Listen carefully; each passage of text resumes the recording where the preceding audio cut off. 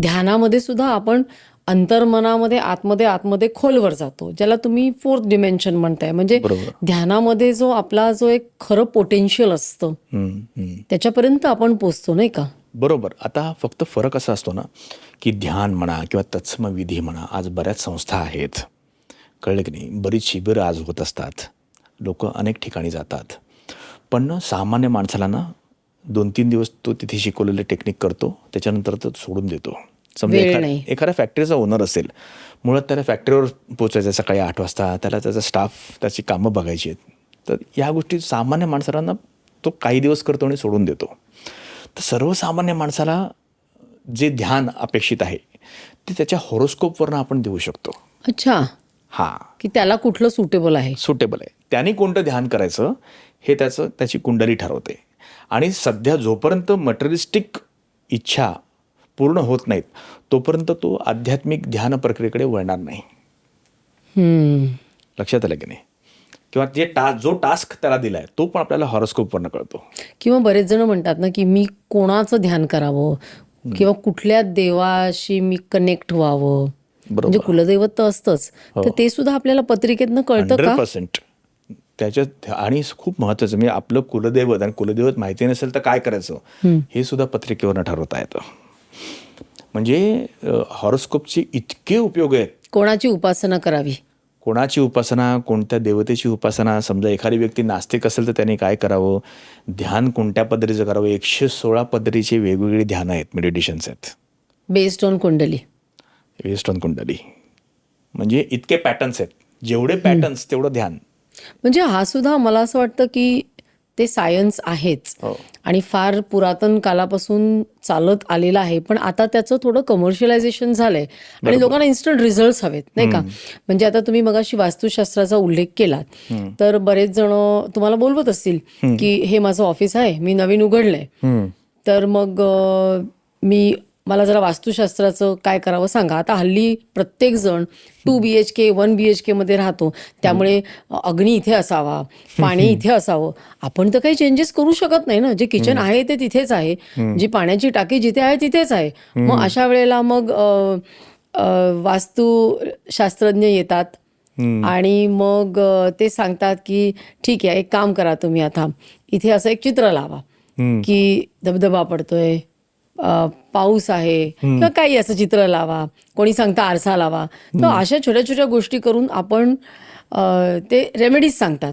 तर वास्तुशास्त्र हे खरं काय आहे आणि त्याचा खरंच उपयोग आपण आपल्यासाठी करून घेऊ शकतो का, आपल्या प्रगतीसाठी? शेवटी मुळात वास्तुशास्त्राचा उगम हा आपली जी तीर्थक्षेत्र आहेत, या तीर्थक्षेत्रांचं एक स्वतःचं विज्ञान आहे.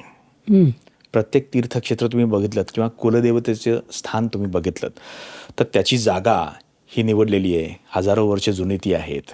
नदीच्या किनारी किंवा काही त्याला एक विशिष्ट परिमाणं आहेत. आणि हे तीर्थ किंवा हे जे देऊळ असतं तर त्याचं एक टेक्निक, ती मूर्ती ठेवण्याची जागा, कळले की नाही, त्याच्या खालच्या ग्रीड्स ज्या पृथ्वीशी कनेक्टेड आहेत. तर अशा तीर्थांना माणूस वारंवार जातो आणि त्याला त्याचा बेनिफिट व्हायब्रेशनच्या रूपात मिळत असतो. आता खरं म्हटलं तर वास्तुशास्त्राचं जे तीर्थामध्ये वापरलेलं जे विज्ञान आहे किंवा जे टेक्निक वापरलेलं आहे ते घरात वापरणं असं खरं अपेक्षित आहे. म्हणजे बघा की एखादी वास्तू वर्षानुवर्ष तशीच पडलेली आहे. जेव्हा साफसफाई करून रंगरंगोटी केल्यानंतर, तिथे राहायला गेल्यानंतर जेव्हा जिवंत माणसं तिकडे राहायला जातात तेव्हा त्या वास्तूला खऱ्या अर्थाने अर्थ निर्माण होतो.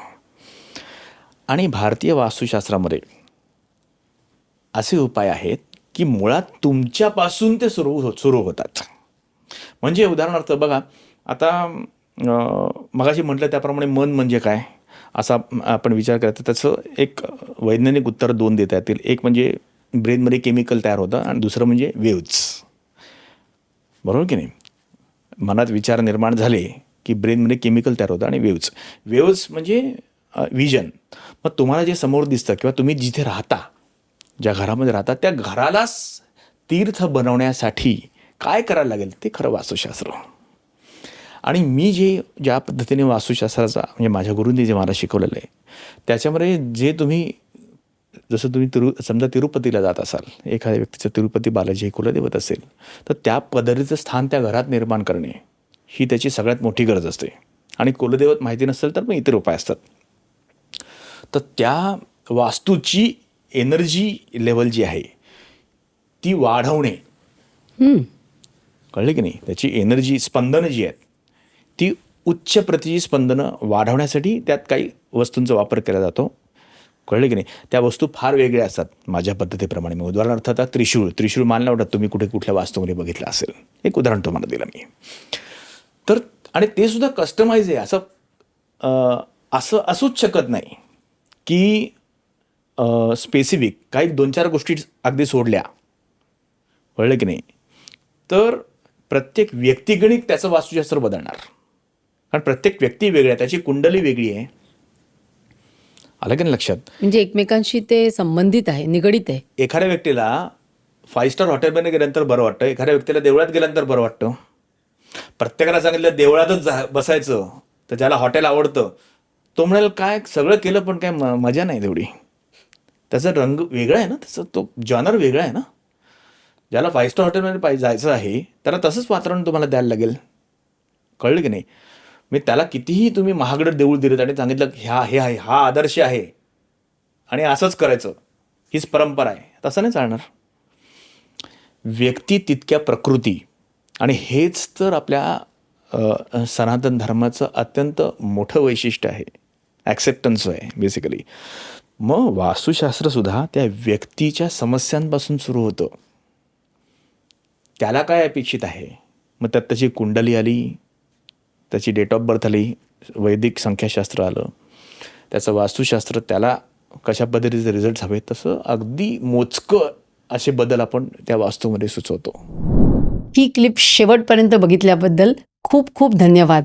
संपूर्ण एपिसोड बघण्यासाठी खाली दिलेल्या लिंकवर क्लिक करा आणि सर्व काही चॅनलला सबस्क्राईब करायला विसरू नका.